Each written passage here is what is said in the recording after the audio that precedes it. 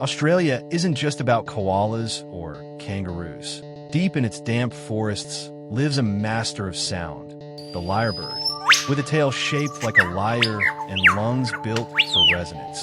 This bird can mimic almost anything it hears. Other birds, camera shatifs, car alarms, even chainsaws, not for fun, but to impress mates and defend territory. A male can weave over 20 different calls into a single performance, layered, precise, and astonishingly accurate. And while he sings, he fans out his ornate tail, turning the forest floor into a natural stage. In Australia's quiet undergrowth, the lyrebird isn't just heard, it's remembered.